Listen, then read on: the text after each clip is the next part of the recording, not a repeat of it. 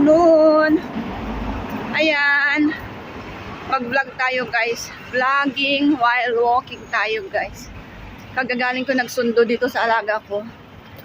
So ngayon wala akong upload ngayong araw. So maggawa tayo ng video regarding doon sa nagtanong sa akin ng if it is okay to use undershirt or mga tank tops sa bahay ni Amo dito sa Hong Kong guys. Yan, sasagutin natin yan kasi may nagtanong sa akin na Indonesian helper doon sa park nung nung nakaraang buwan. Nakalimutan ko lang na gawan ng video. So ayan, sasagutin natin guys. Ay, haggard naman ang mukha ko. Ay, hayaan mo ng haggard yan. So yun, sa akin kasi guys, dito sa bahay ni Amo, nung dumating ako nung unang araw pa lang ng dating ko, nagbigay na ng mga do's and don'ts na mga rules ni Amo. Yan, mga pwedeng isuot, pwedeng gawin, pwedeng hindi gawin, ganyan. So isa yan sa mga bawal sa akin na sinabi ni Amo.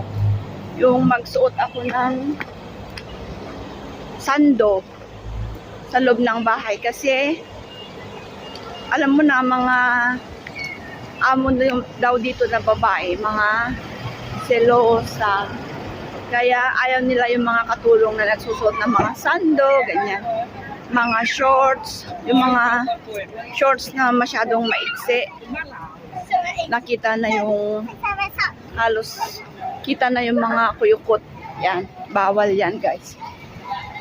So, hindi ako nagsusuot. Nagsusuot man ako pero yung below the knee na shorts, t-shirts, yan.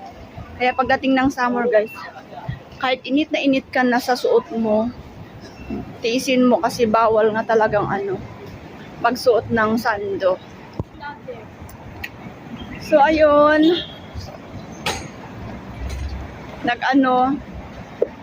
Guys, yun lang ang sagot doon sa tanong ni kaibigang Indonesian.